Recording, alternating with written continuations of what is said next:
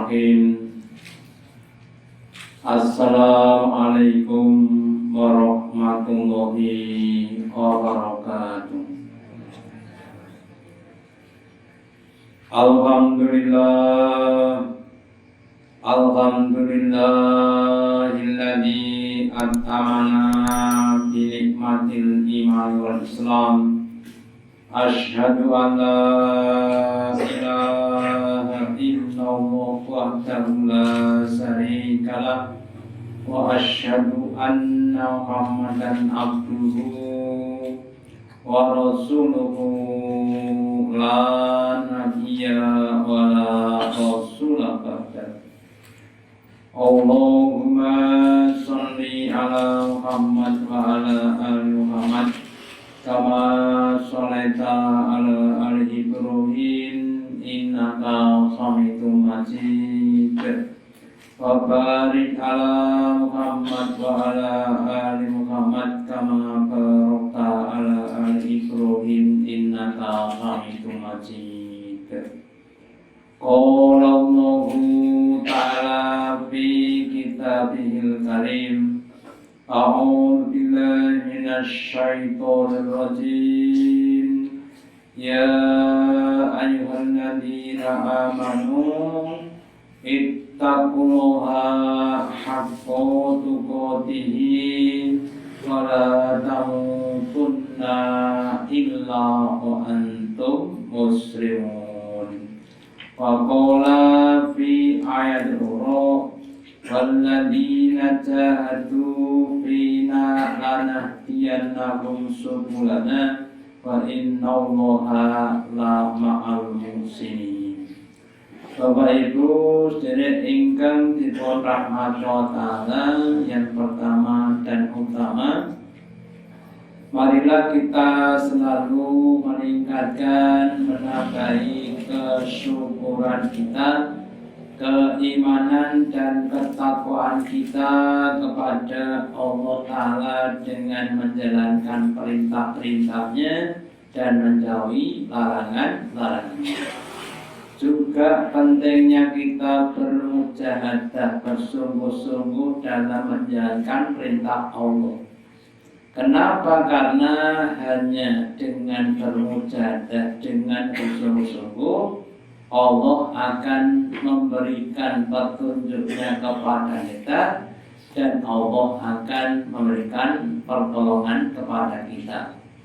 Sebagaimana dijelaskan Allah Ta'ala, walladzina jahadu fina, dan orang-orang yang mereka berjihad bersungguh-sungguh di dalam jalan Allah, lanahdiyannahum subulana, sungguh kami Allah akan menunjukinya kepada jalan-jalan kami.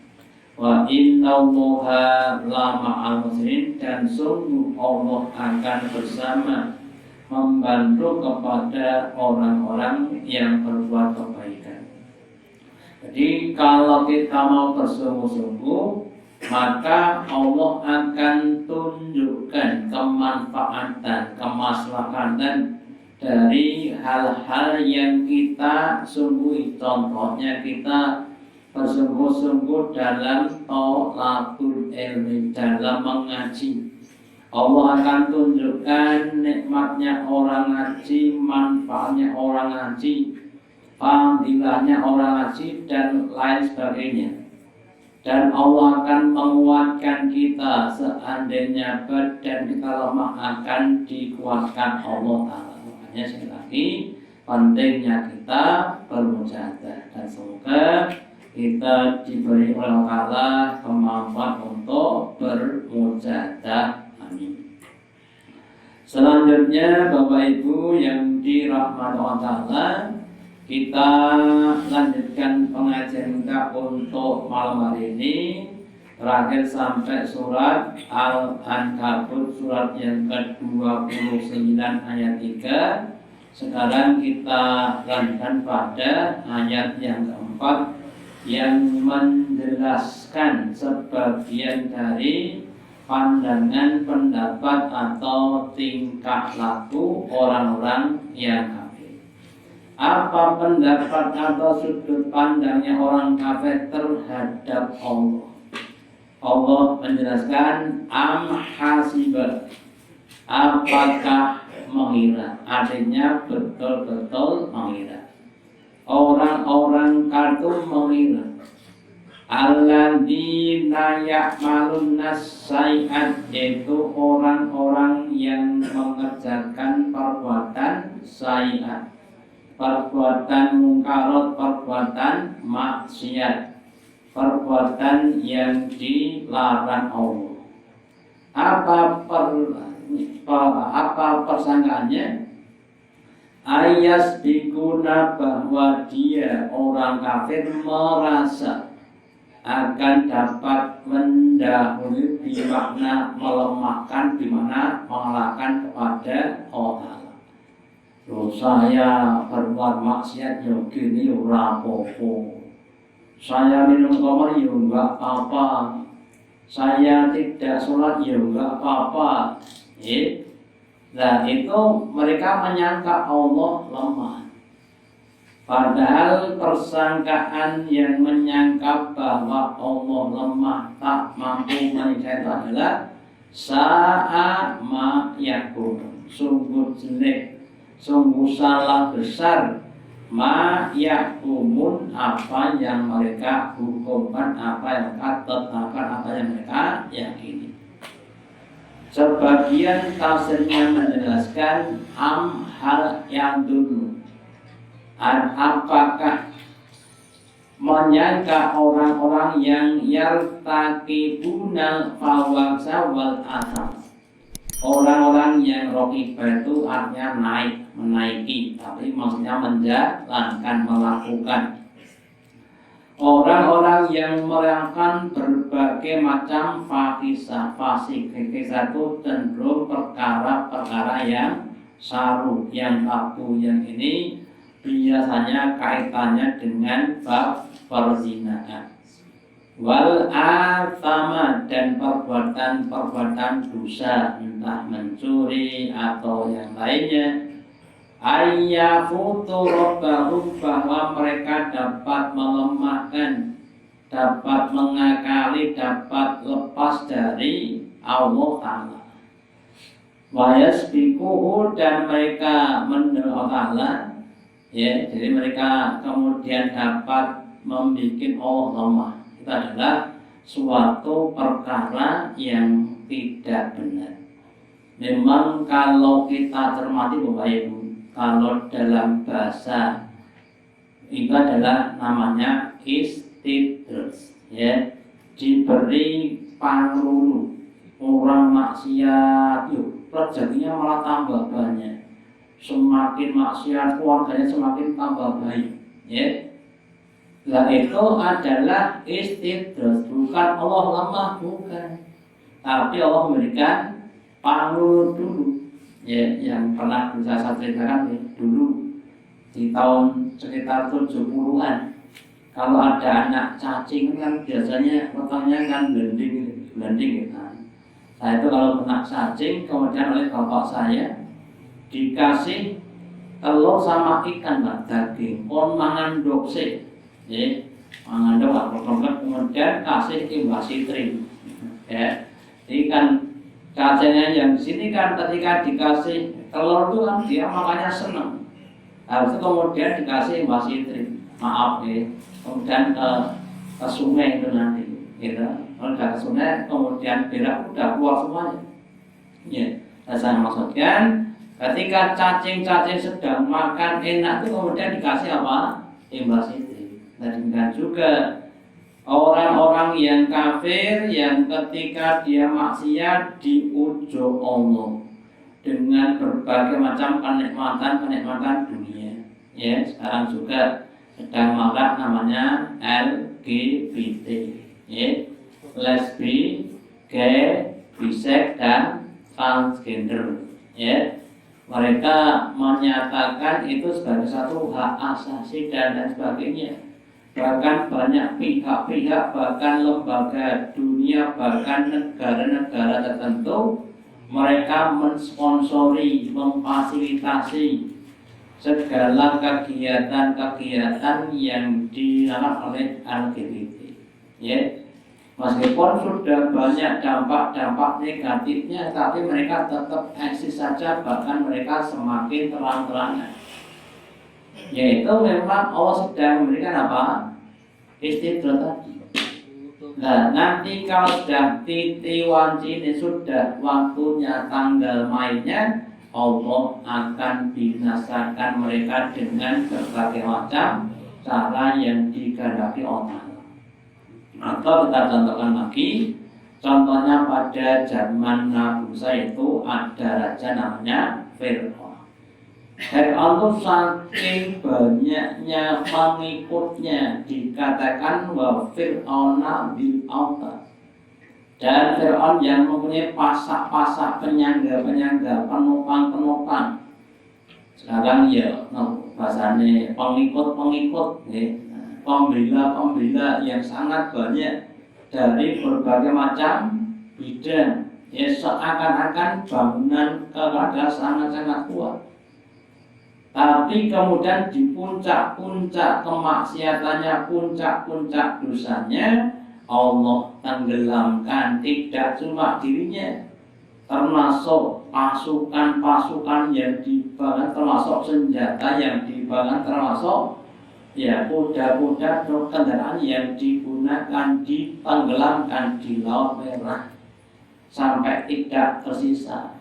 Ya makanya kita jangan terpesona dengan berbagai macam kemudahan-kemudahan kenikmatan yang Allah berikan kepada orang-orang yang ahli maksiat. Itu sedang diujar oleh Allah Ta'ala.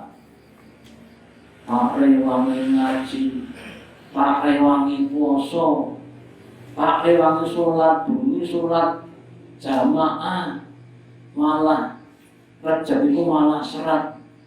Konco ora tau sholat, ora tau puasa, malah rezekine lancar, serasa sholat-sholatan. Ya. Kemudian malah enggak sholat, terpesona dengan istidrak yang diberikan Allah kepada orang kafir. Ya, jadi jangan sampai seperti itu. Kemudian penetapan hukum. Ya. Kadang orang itu merasa, wah aku maksiat rapopo, nek aku rapopo, ya. Nah, maka kemudian ada sebagian orang yang merasa bahwa hukum itu menurut pada hawa nafsunya. Maka Allah berfirman menegaskan di surat An-Nisa, surat yang keempat ayat 1, 2, 3, orang beriman, ahli kitab, laisa bi amanikum, bahwa dosa dan tidak itu bukan berdasarkan angan-angan kamu, bukan berdasarkan hawa nafsu kamu. Wala amal ahli kitab, dan juga bukan berdasarkan angan-angannya ahli kitab. Mayyamal su'an yudzabihi, barang siapa yang berbuat keburukan, entah itu orang iman, orang Yahudi, entah itu laki dan perempuan, yudzabihi, akan dibalas dengannya. Wala yajidlahu min dunillahi waliyan wala nasiran, dan kalau sudah banyak berbuat keburukan, mereka akan tidak dapat mendapatkan dari selain Allah wali dan tidak pula penolong. Ya, jadi kadang-kadang orang itu sok sembrono, gitu, dosa cilik rapopo, iki mung makruh, iki mung karong sithik, dan lain sebagainya. Engko lak yo diapura Allah Ta'ala. Itu daging babi haram, rapopo, ini kan darurat. Darurat kok, maaf saja kan dalam di tengah kota dan sebagainya. Ini belum darurat itu, ya. Atau nanti yang lainnya, dosa rapopo, kok dosa istighfar, ya.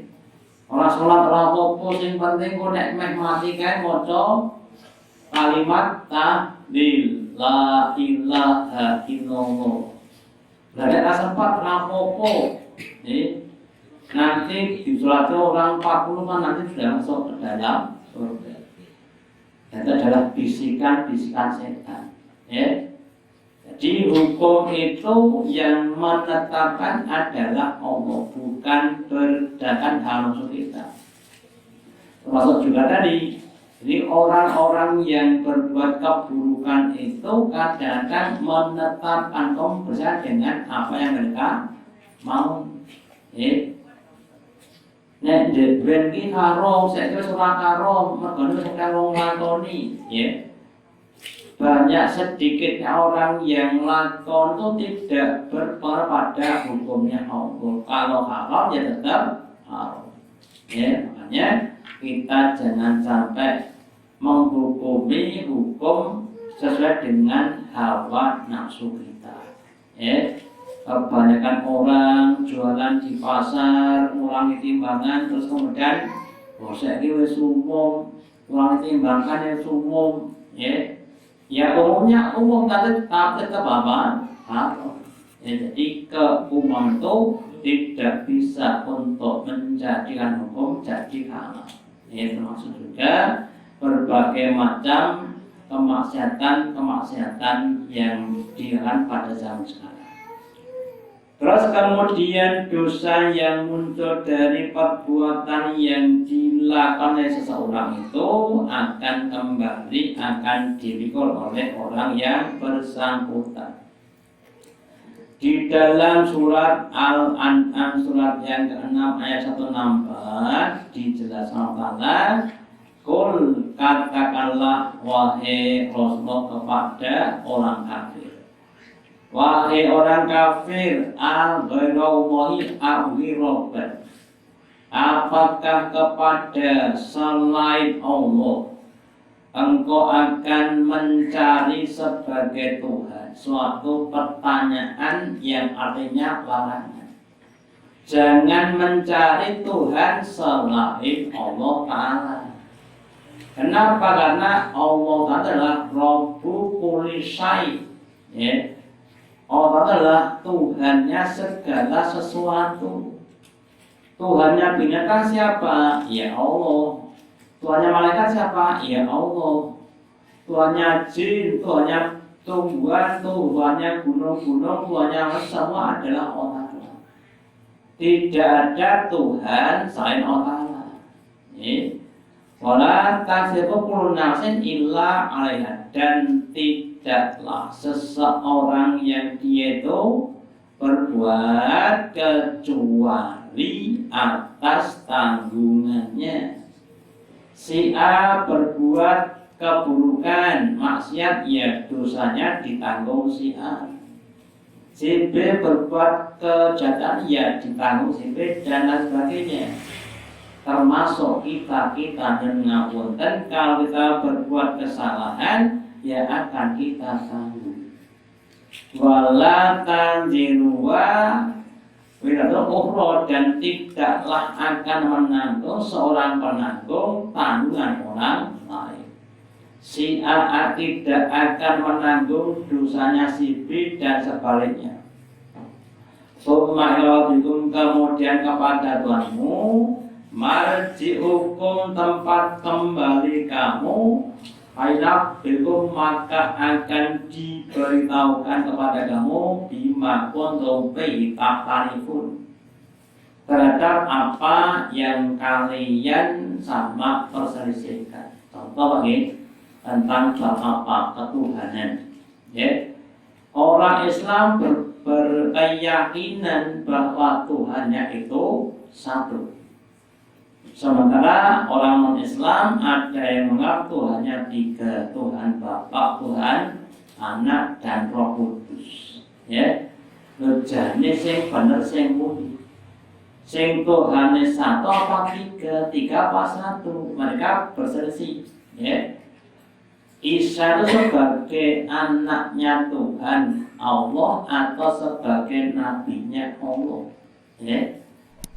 Nah, maka kemudian bagi orang-orang yang beriman mereka tetap yakin Tuhannya cuma satu, yaitu Allah. Nah, besok di sana akan dipersidangkan di hadapan Allah. Maka siapapun yang menyembah kepada selain Allah, termasuk pada malaikat atau nabi atau rasul, itu akan disalahkan karena yang berhak disembah cuma Allah Ta'ala. Makanya kemudian kita juga begitu, Bapak Ibu, dosa-dosa yang sedikit banyak kita lakukan tuh yang nanggung juga kita. Kalau maaf saja tidak segera dihapus, tidak diampun Allah, akan menimbulkan musibah-musibah. Saya musibah di dunia mau nusa besok di akhirat. Ya, contohnya lagi bahwa ma'asoba min musibatin fa bima kasabat aydikum wa yaquan. Tidaklah menimpa musibah kepada kamu kecuali disebabkan karena perbuatan-perbuatan kamu. Itu saja Allah sudah memaafkan dosamu yang banyak. Jadi sebagian dari penyebab musibah itu adalah dosa-dosa kita. Sehingga kalau kita pengen tidak kena musibah, ya jangan berbuat kemaksiatan. Sekali lagi memang ada seperti termasuk Fir'aun tuh, orangnya banyak dosa tapi nggak pernah kena musibah di dunia. Kenapa? Karena dikumpulkan besok di akhirat, terus dikumpulkan di sana, sehingga lebih kosong. Ya, jadi jangan sampai kemudian kita punya pendapat atau pandangan yang tidak benar. Ya, orang-orang yang berbuat kesalahan itu akan menimpa ataupun kembali kepada yang melakukan. Kemudian orang tidak akan menanggung dosanya orang lain. Ya, di surat Fatir, surat yang ke-35 ayat yang ke-18, kurang lebih isinya sama dengan yang tadi. Allah berfirman, wala taziru, dan tidaklah menanggung, waziratun, seorang penanggung, wizra ukhra, tanggungan atau beban orang lain. Wa in ta'um musqalatun ila himliha, dan seandainya saja ada orang yang dia minta tolong, ya, cuma sebesar atau sekecil, semisal darah atau dosa yang kecil untuk menanggungnya, la yuhmal minhu syai'un, dan tidaklah dia akan menanggung, membawa dari itu. Jadi meskipun mereka nanti hanya untuk membawa sedikit pun tidak mau. Walau karena dzaqurba, meskipun dia adalah termasuk kerabat. Contohnya begini, kalau di dunia ada ibu merintah anak, nak tolong itu embernya diangkat, kan diangkat tapi kenapa? Sing ngakoni buli, disuruh untuk mengangkatkan. Atau nyun tulung niku gawan kula manggawake tekan omah, oh nggih Budi mboten napa-napa, dibawakan dan sampai rumah.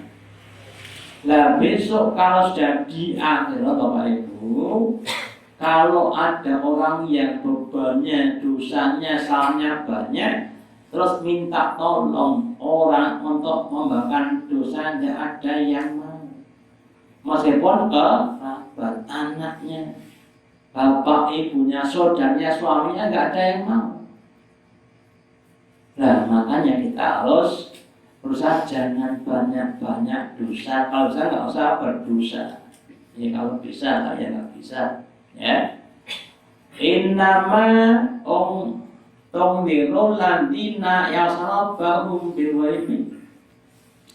Sesungguhnya tiada lain ayat yang tadi sebagai peringatan kepada orang-orang yang beriman, yaitu orang-orang yang dia takut kepada Tuhannya ketika Tuhannya belum bisa dilihat, ketika masih goib itu sudah beriman, itu namanya iman. Ya. Waqausat, dan yang kedua adalah mereka mau menegakkan sholat. Terus kemudian waman tazakka, dan barang siapa yang dia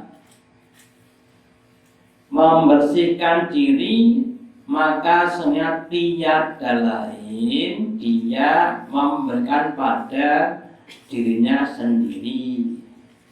Wahilatul masjid, dan kepada tempat kembali.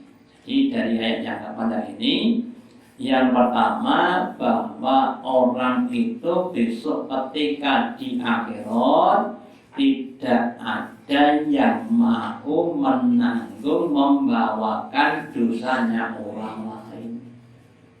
Lah niku sanjangi Yesus Kristus niku sanjangi penebus dosa.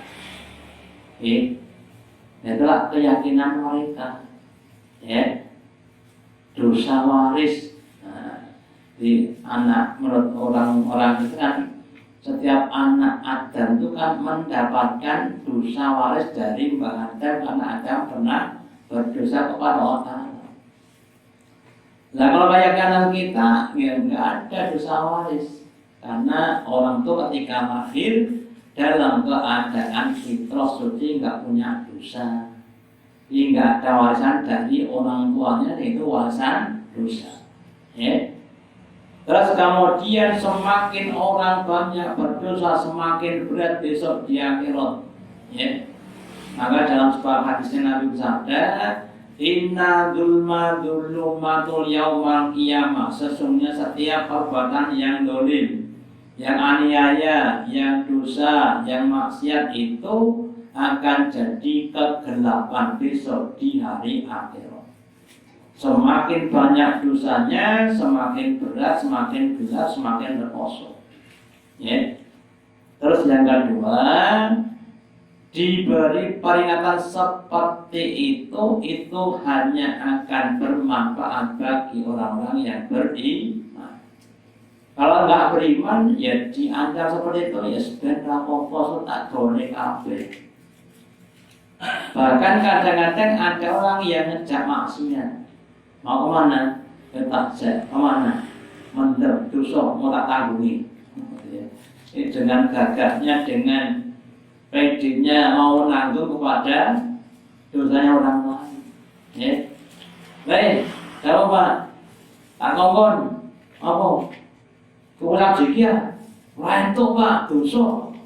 Saya ngomong apa? Saya ngomong apa? Saya ngomong Pak Ustaz, mau tak tanggungi. Kaya mau tenang lagi, sama pokoknya koncone. Kalimat-kalimat yang dibawa oleh orang-orang yang belum nggak sampai di sana mikirnya. Lah kok pokoknya koncone, rumah sakit itu kayak koncone, gitu Pak. Rumah sakit kan koncone betul. Podo-podo pasien, podo-podo loro ini. Semakin besar rumah sakit kan semakin banyak pasiennya, secara umum begitu. Terus kemudian orang-orang yang dia beriman tadi kemudian banyak melakukan kebaikan seperti apa? Karena salah satu fungsi sholat adalah penghapus dosa. Nabi ibaratkan sholat 5 waktu itu seperti sungai yang mengalir di depan rumah kita. Terus kita mandi sehari berapa kali? 5 kali. Itu untuk menghapus dosa-dosa kita. Nah, kalau orang mau menghapus dosanya dengan sholat atau dengan amal yang lainnya, maka itu artinya dia mau membersihkan pada dirinya sendiri, dan artinya nanti akan kembali pada dirinya sendiri. Ya. Dan kepada Allah akan dikawalkan semua manusia. Nah, dengan ini monggo Kalau seandainya kita sedikit banyak, ya namanya manusia berbuat dosa, monggo banyak-banyak untuk melakukan kebaikan-kebaikan. Innal hasanat yudhibnas sayyi'at. Sesungguhnya setiap hasanah perbuatan yang baik itu akan menghilangkan perbuatan yang buruk. Semakin banyak baiknya, insya Allah kita akan semakin bersih, akan semakin suci. Sebaliknya kalau semakin banyak dosanya, ya semakin letak, semakin kotor, semakin tidak baik dan sebagainya, akhirnya ya akan rekoso sendiri. Terus kemudian orang kafir merasa Allah tidak akan menyiksa dari dosa-dosanya.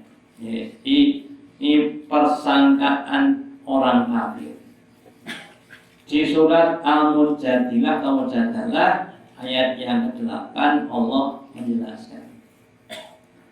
Alam taro, adakah tidak engkau melihat?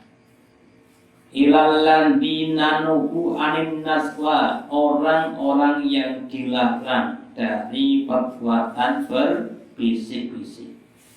Begini ngomong berbisik-bisik, utamanya berbisik dalam keburukan.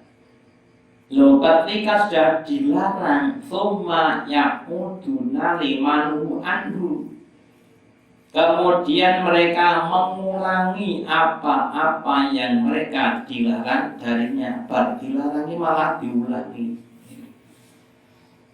Terus wayatana jauna bil ismi, dan mereka berbisik-bisik dalam hal perbuatan dosa wal udwan dan permusuhan wa maksiat Rasul dan maksiat kepada Rasul.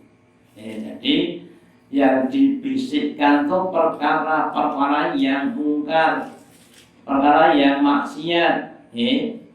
Kemudian faida ja'uka, dan ketika mereka datang pada Muhammad, hayyauka, mereka menghormat bimakna memberi salam, bima lam yuhayyika bilah, dengan salam yang tidak seperti Allah berikan kepada kamu. Kalau salamnya orang Islam lengkap, assalamu, assalamu alaikum warahmatullahi wabarakatuh. Terus diganti, bukan assalamu tapi asamu. Nah, dalamnya assalamualaikum artinya kebinasaan buat kamu. Kita adalah orang-orang munafik. Kemudian wayakuluna, dan mereka berkata fi anfusihim, dalam diri mereka, apa ucapannya? Laula yu'adzibunallah, kenapa Allah tidak mengadab kepada kami bimana kau dengan apa yang kami ucapkan. Di sini rapopo, aku ngomong asal aja rapopo, lambiku ya seputuh. Ilaku ya seputuh, aku bisa ngomong, bisa mangan, bisa urip, bisa turu. Dia merasa Allah tidak mengadab, padahal itu ditunggu. Allah tunggu dulu, Kalau nanti orang-orang yang seperti itu nggak bisa tobat, nggak mau tobat, maka akan diadab. Dan demikian juga sekali lagi pada zaman-zaman sekarang, apalagi pada orang-orang tertentu dan kelompok-kelompok tertentu lagi, yang Allah berikan istidroj, sudah kaya raya, berbagai macam kemasan dilakukan, membuat makar dan sebagainya, tapi tetap eksis, tetap semakin kuat, semakin kuat. Dan tadi seperti Fir'aun. Fir'aun semakin sombong, semakin kuat, semakin banyak pengikutnya, semakin banyak orang takut kepada Fir'aun. Semakin geleng, di puncak gelengnya kemudian Allah Ta'ala tenggelamkan di lautan. Yang kalau pernah saya sampaikan, kalau setahu saya laut itu kan ada 3 tingkatan dan pada kedalamannya. Laut dangkal itu dalamnya 0 sampai 500 meter. Laut tengah ataupun laut sedang itu 500 sampai 1000. Terus laut dalam di atas 1000 meter. Loh, seandainya laut merah itu dianggap dangkal. Dangkal ini kumpomo 400 meter lah. Jerun itu 400 meter. Nek ambles kira-kira munggah gerak. Tenggen kolam renang 5 meter munggah es. Baru ngaran lutut, apalagi laut 400 meter. Fir'aun juga ketika ditampar air lebihnya, kemudian mereka itu naik atas itu nggak sampai lah, nggak sampai atas itu sebuah salam sih, dan mata dulu, ya senjatanya, tombaknya, pedangnya, kudanya, tentaranya nggak ada yang bermanfaat loh, mau podo-podo kayak merek ngopo, itu pas sudah orang hancur, termasuk juga Brohan. Ya dengan pasukan gajahnya, pasukan gajah bukan pasukan kancil, pasukan gajah kokoh. Dikasih apa? Kerikil-kerikil dari cicil, kemudian hancur semuanya. Ya makanya kita Bapak Ibu harus sabar, menghadapi berbagai macam kemaksiatan orang kafir. Kita harus sabar, maksudnya itu kita semakin dekat kepada Allah. Kalau mereka maaf saja diingatkan nggak bisa bahkan mengenai kepada kita, ya kita waduhnya kepada Allah. Jiwa dan Allah biar orang yang mengatasi dengan caranya sendiri. Ya, jadi mereka memang seperti itu, merasa tidak disiksa Allah. Buktinya mereka belum kena siksa. Masih teringat tsunami Aceh nih. Ada ketika habis tsunami itu, ada orang yang kafir itu kemudian dia iman, yang nggak biasa sholat mereka sholat, rajin sholat. Habis 3 bulan ya udah sholat meneh. Jadi manusia gitu. Ketika ada tsunami dia tidak mati itu, dia kemudian takut. Kemudian sholat, patronsasi, kemudian ya nggak sholat lagi. Itu namanya orang-orang yang hatinya dituntut oleh Allah. Nah kita jangan seperti itu. Terus kita lanjutkan. Kekafiran tidak dapat ditebus dengan apapun, meskipun orang punya harta sepenuh bumi. Dosa-dosa kekafiran nggak akan bisa hilang karena uang tadi. Maka di surat Al-Imran, surat yang ke-3 ayat yang ke-91 berfirman, innal ladzina kafaru, sesungguhnya orang-orang yang kafir, wa matu wa hum kufarun, dan dia mati dalam keadaan tetap kafir. Fala yubala min ahadihi, maka tidak akan diterima satu orang pun di antara mereka mil'ul ardi dhahaban, sepenuh bumi emas. Dosa kekafiran satu saja ditebus dengan sepenuh bumi emas itu tidak akan diterima Allah. Artinya dosa kamu semak lebih besar dibanding dengan harga sepenuh bumi emas. Berarti kekalahan dosa yang paling besar, Bapak Ibu. Kalau ada orang beriman umpamanya, mateni wong dosa gede, ning gede kekafiran. Karena yang dikafiri itu adalah Allah.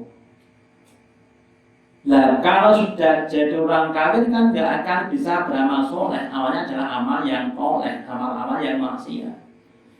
Jadi kemaksiatan yang mereka lakukan itu akan menambah dosa-dosa dari kekafiran ya sudah ada. Nah, semakin banyak dosa maka besok di akhirat nerakanya semakin dalam, semakin susah, semakin berkosong. Ulaika lahum azabun azim, maka bagi mereka adalah azab yang pedih, wal binasin, dan tidak ada bagi mereka dari penolong. Ada orang kena musibah terus ditolong orang, maka akan menjadi lebih ringan. Ada orang kena musibah minta tolong, nggak ada yang menolong. Saya ceritakan lagi sedikit. Ada saudara atau tetangga saya, suatu saat dia ada kegiatan Pak, malam-malam nganter orang sekitar jam 12 atau jam 1 malam. Setelah sampai di rumah orang yang diantar, terus dia pulang. Di situ tuh yang di Tugu Ireng kan dulu, kemudian ke Timoti gitu. Dia jatuh jam 3 malam, orang nek sing ngerti Pak. Sampai pagi sekitar jam 6, jam 7 baru ada yang tahu. Bengok-bengok gak ada yang. Untungnya saja. Kemudian ada yang tahu, kemudian singkat cerita dia harus banyak main berbagai macam operasi. Ya, betul. Ada juga tetangga yang lainnya di sawah. Terus darah tingginya kumat, pas hujan-hujan, nggak ada yang nolong, sampai wassalam nggak ada yang nolong. Ya. Nah kalau di neraka begitu dahsyatnya, kemudian nggak ada yang nolong. Adanya cuma malaikat Jabaniyah yang tuli, ya, yang telingannya tuh tuli dari ceritanya orang-orang ahli neraka. Kalau minta tolong, kemudian apa ucapnya? Isbiru awatos biru. Kowe sabar ya ngono, ora sabar ya ora sakno. Mbok empet ya ora, mbok empet ya ngono. Kira-kira pripun, Pak? Anda tosol ya. Makanya kita harus diulang-ulang seperti ini Bapak Ibu, supaya kita itu betul-betul fokus untuk berbuat kemaksiatan. Karena sekali lagi semakin mendekati akhir zaman, orang tuh semakin kendel untuk berbuat kemaksiatan. Saiki maksiat ora dosa, lha opo wis akeh koncone. Nek umpamane dosa ora mlebu neraka. Wis ngono, kan wis kebak wong dempet-dempet. Lah, pikiranmu. Lho neraka itu wong sak donya tak sak donyane sisan to wis leboke neraka. Gitu. Ketika Allah bertanya pada jannah. Yauma ya'naqulu li jahannama halim talati. Hari ketika kalau bertanya pada Jahannam, apakah engkau sudah kebak penuh? Dia berkata hal lima. Apakah ada tambahan? Ada tambahan, masuk asin sekali. Jadi maksud jadi mulutnya Jahannam ngomong sampai bumi dimasukkan itu masih ngomong. Kemudian nanti ditambah masalah begini. Jadi nggak ada Jahannam kok penuh, nggak ada. Bosak dunyane leboke Jahannam itu cek kamplung. Ya, terus kemudian kalau seperti kita Pak, seandainya kita nggak punya iman, itu kan kita kosong, karena kita akan masuk ke dalam neraka. Maka nilai-nilai keimanan yang telah diberi kalau kepada kita harus kita jaga. Jangan sampai hilang, jangan sampai musnah, jangan sampai tergerus, harus dikuatkan. Kemudian dengan banyaknya kemaksiatan yang ada, kita harus kalau bisa amar ma'ruf nahi munkar. Ya, kalau nggak bisa ya kita menyingkir, jangan sampai ikut-ikutan. Idza ra'aital munkara fa'tuhir bil yati. Jika engkau lihat kaumnya adalah engkau ubah, engkau hentikan dengan tanganmu bagaimana kekuasaan kamu. Dalam tasati fabilisani, maka kalau nggak bisa, nggak mampu dengan kekuatannya, dengan lisannya. Yang tasati wabiqalbi, dan kalau nggak bisa ya dengan hatimu. Hatimu itu menolak dan itu lemah iman. Lah nek melu-melu terus seneng ribut. Ya orang iman, imannya nggak ada. Kalian saja jelas lemah iman. Kalau malah melu-melu ya nggak punya iman. Ada sebagian orang Islam di Kazakhstan ini kedutaan besar Inggris mengibarkan bendera LGBT. Itu urusan mereka. Padahal ada suatu pelecehan di negara kita, negara Indonesia. Ya. Nah itu kalau nanti kemudian ditoleransi, akhirnya apa? Mereka akan semakin banyak, dan kalau kena musibah, yang kena tidak cuma pelakunya saja. Kalau kita nggak mau amal menangkap, maka akan kena semuanya. Ya makanya kita ya minimal lah dengan doa-doa kita ya kepada Allah supaya hal tersebut kemudian bisa dihilangkan. Ya. Terus kita lanjutkan, dosa akan menimbulkan adab. Ya. Di surat An-Nahl suratnya ke-16 ayatnya ke-33 sampai 34. Allah berfirman, hal yang duruna, tidaklah mereka menunggu illa antatiyahul malaikah, kecuali akan datang kepada mereka para malaikat. Ayat yang rabbika, atau mereka menunggu datangnya perintah di mana siksa dari Tuhan kamu. Dari yang demikian itulah fa'alal ladzina min qablihim, telah berbuat orang-orang sebelum mereka. Contohnya dulu ini pada zaman Nabi Nuh, orang-orang zaman Nabi Nuh mereka maksiat dengan cara menyembah kepada selain Allah, sekali, dua kali, berkali-kali, sampai jadi kebiasaan budaya atau ritual tertentu. Dan kemudian diingatkan oleh Nabi Nuh, nggak mau, maka terus datang hujan 40 hari 40. Atau umatnya Nabi Lut, ya, yang kemudian Allah perintahkan kepada Jibril untuk menumplak itu, ya, diangkat sampai hampir langit, kemudian ditumplak dengan ujung sayapnya malaikat Jibril, ya, atau nanti umatnya Nabi Soleh dan sebagainya, ya. Terus kemudian wa ma zalamahullahu, dan Allah tidak mendolimi mereka, Allah tidak merugikan mereka, walakin kalau yatlimun akan fani, mereka terhadap diri mereka yang dolim dengan cara berbuat maksiat. Contoh Pak Neng enten lari SD nyuwun ditumbasne pensil potong, terus diomoti ngantek lancip terus dingin, wis nak berarti kan wajar namanya. Itu jenenge perbuatan sing wajar. Lah nek wis diomoti lancip terus dingin nyulek mripate dingin niku wajar mboten?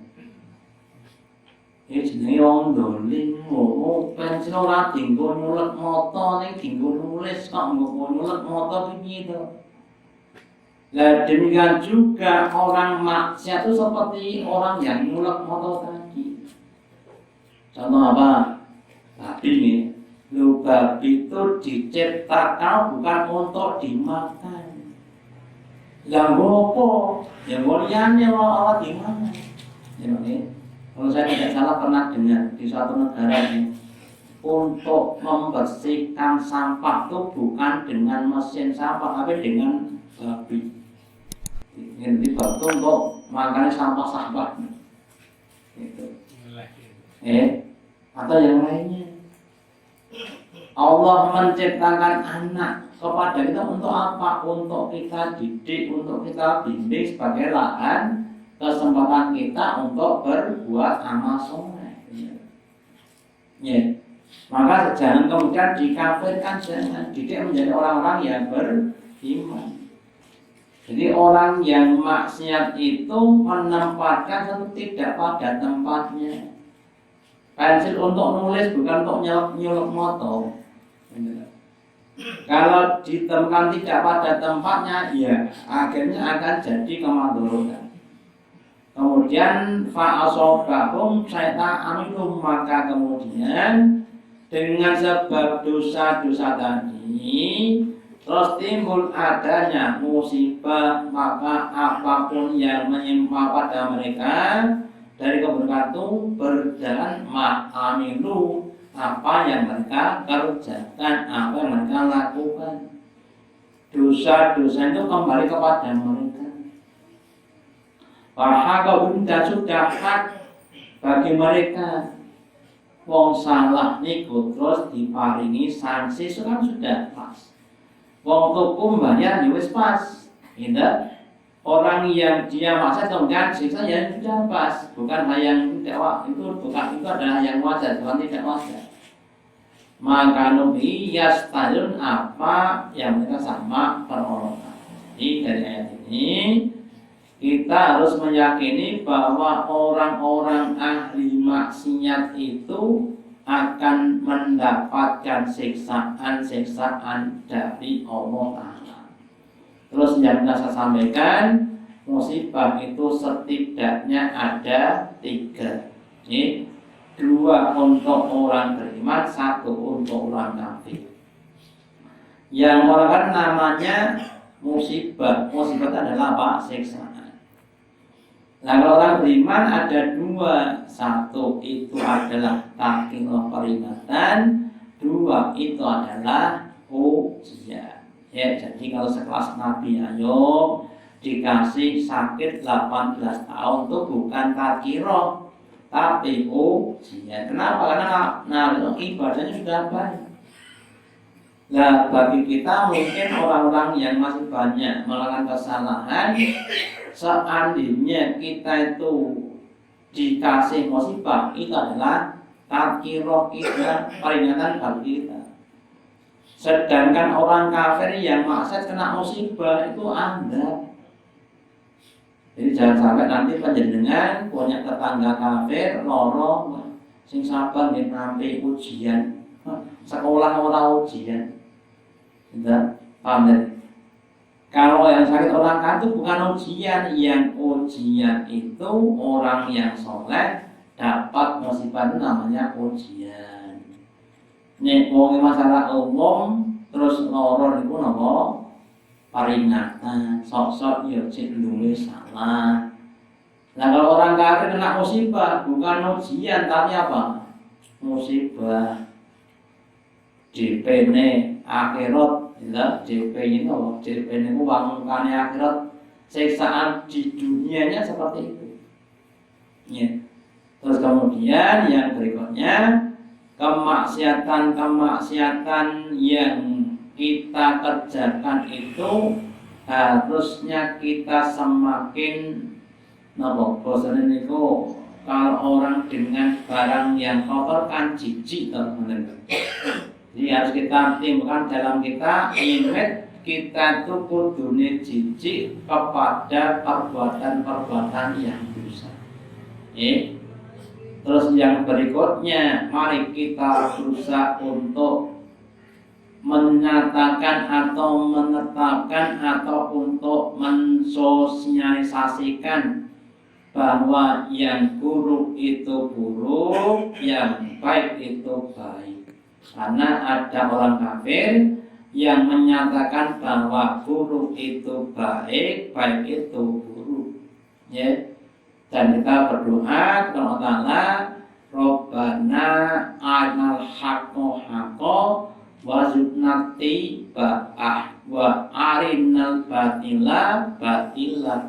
warzuqnas tinabah. Jangan sampai nanti yang baik kelihatan buruk, yang buruk kelihatan baik. Karena itu akan memudahkan orang dalam maksiat. Mungkin itu yang dapat saya sampaikan Bapak Ibu. Semoga ada manfaatnya. Allahumma taqabbal minna innaka antas samiul alim wa tub alaina innaka antat tawwabur rahim. Kita akhiri dengan doa majlis. Subhanallah wa bihamdika asyhadu an la ilaha illa anta astaghfiruka. Wassalamualaikum warahmatullahi wabarakatuh.